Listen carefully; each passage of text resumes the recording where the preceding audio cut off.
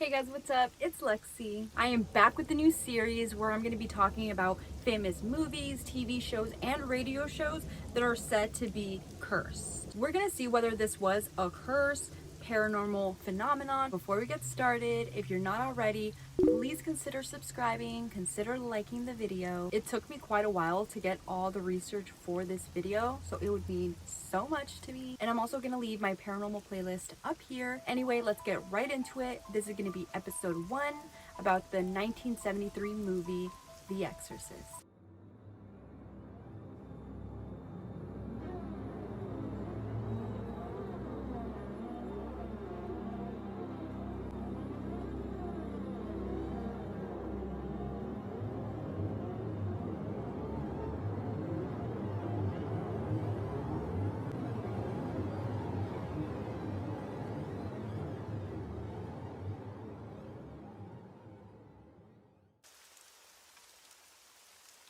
So The Exorcist is a 1973 American horror film. It was directed by William Friedkin and it was written by William Peter Blatty. And it's based on his 1971 novel with the same name. So the plot says that the movie follows the demonic possession of young Regan and her desperate mother's attempt to help save her daughter through several exorcisms conducted by a pair of Catholic priests.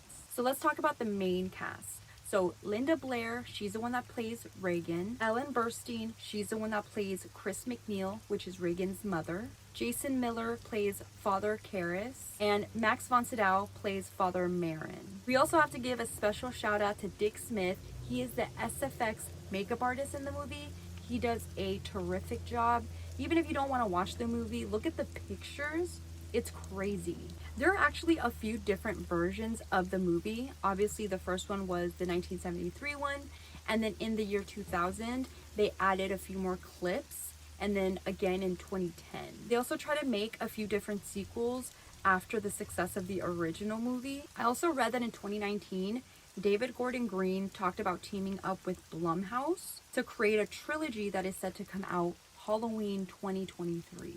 So when the movie came out, people were running to go watch this movie, waiting in long ass lines in the cold, in the rain, in the snow. And of course, it got a lot of mixed reviews. People were throwing up in the theater, they were fainting, passing out, getting sick.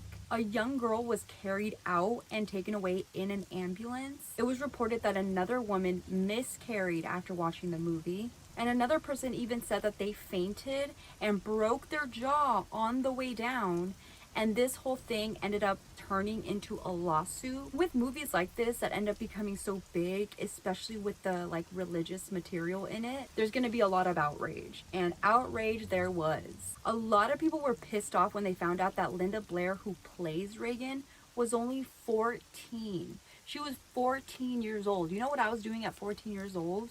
I was still wearing pigtails. And apparently Linda Blair's mom was the one that kept pushing for her to get hired for the movie because she loved the script so much. But people were also pissed that it was rated R instead of rated X. Even after all the controversy, this is still considered to be one of, and if not the best, horror film of all time.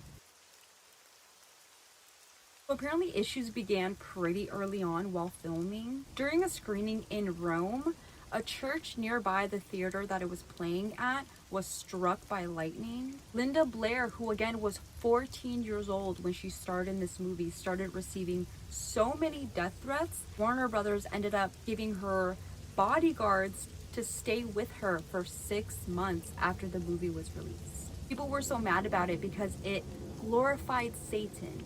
Okay, so remember when I talked about earlier about the girl who fell and broke her jaw? She went after Warner Brothers. She's like, I'm gonna sue. She said that the movie had subliminal messaging that made her pass out.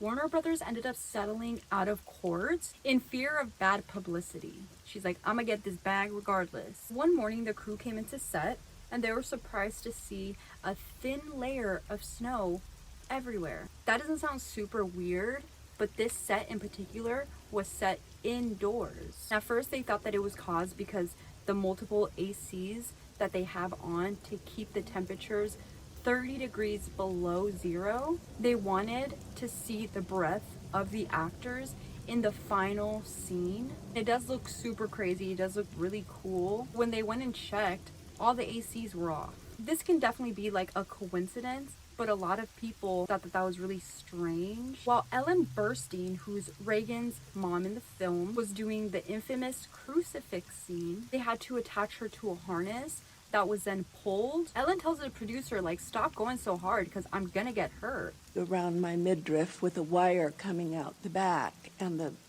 stuntman was pulling me. I said, Billy, he's pulling me too hard. I can get hurt.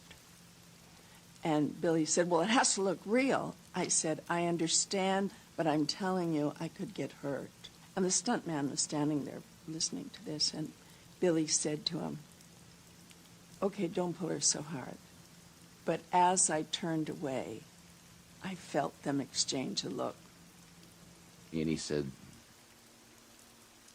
give it to her this time. And I said, really? And he said, give it to her. When I hauled off, she came completely off her feet. You see me hit and you see me reach for my back. I screamed in horrendous pain. Billy motioned to Owen to tilt the camera down on me. And I saw it and I was so furious and said, turn the effing camera off, because I couldn't stand that he was willing to just get a quick shot of it before they called the ambulance, you know. Ellen did permanently injure her spine from this scene. Linda Blair was also injured during one of the possession scenes where she was attached to a rig that makes her go like back and forth like this. The rig had broken and nobody noticed, and everybody thought that she was just acting. And then when the director cuts, she's still seen crying.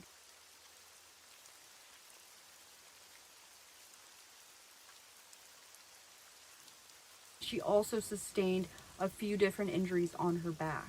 So during the beginning scene, they're in northern Iraq, and this is where they find this statue. It is reported that 9 members were unable to work because of heat stroke, exhaustion, and dehydration. One of the craziest things that happened behind the scenes was where they reported that the entire set burned down. They investigated and they could not find any reason to why or how this could even happen. So they settled saying that a pigeon flew into one of the circuit boxes and caused the fire. This completely ruined most of the sets. The weird thing is that the only room that was not touched by any of the fire was Reagan's room. And obviously Reagan's room is the room where they do all the exorcism scenes in. So that was really weird. You could say it's a strange coincidence, or that Satan made it so that room wouldn't be touched. And after that happened, things just started getting worse. One of the carpenters on set lost his thumb. One of the technicians lost his toes. Up until this point, most of production had declined bringing a Jesuit priest on set. They finally said, okay, we need a spiritual advisor on set with us. This Jesuit priest came out to bless the sets, bless the crew. With you then, if on one condition, that you take it seriously. I don't want another Rosemary's Baby. I don't want another Rosemary's Baby. Unfortunately, this didn't stop the curse from spreading. There's actually 9 deaths that followed either before, during, or after the film release. During production, a set technician and a night watchman passed away. A janitor that was on set was shot and killed. Linda Blair's grandfather tragically passed. Max von Sydow's brother died on the first day of filming. 2 other cast members, Jack McRowan, who played the director in the movie, and the actress that played Father Karras's mother, both passed. She passed away from natural causes, McRowan from complications of influenza. But the weird part is that these 2 actors were set to have passed in the movie as well. Jason Miller, who plays Father Karras, his son was almost killed when he was struck by a motorcycle. This motorcycle literally came out of nowhere. And if you guys didn't know, the voice of Demon Reagan was not played by her. It was played by Mercedes McCambridge. After the movie, Mercedes went through a horrible tragedy with her son when he committed a ton of crimes against his family.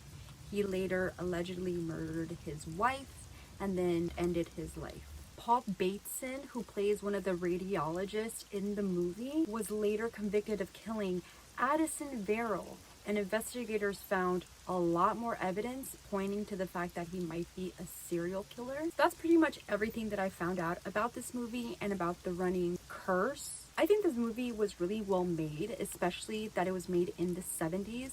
It didn't rely a lot on like stings or jump scares. It had a good plot, good acting, good imagery, makeup. Everything was very scary, and all of that made this movie legendary. I also read that a lot of people on the crew, people that were watching the movie, say that this movie should have never been made. It was so closely associated with the devil that they were gonna eventually open some kind of portal and let out something evil. I also saw an interview with Linda Blair saying the fainting and throwing up, the barf bags at the theater, people that were coming out in ambulances. She says that all of that was for PR, like 100% marketing. Do I feel like this was a curse? I feel like they hyped up the movie a lot, but I also think that a lot of like religious stuff makes me feel weird. Like, I think it might have had a little bit of a curse. Either way, like I said, this movie is legendary. No one can make a movie quite like this. But let me know your thoughts, your conspiracies on what you think about the movie. If you think that this one was cursed. So again, this is episode 1 of my curse series. If you guys want me to talk about a certain movie, leave it down below. And until then, stay safe out there, and I'll see you guys next time. Bye.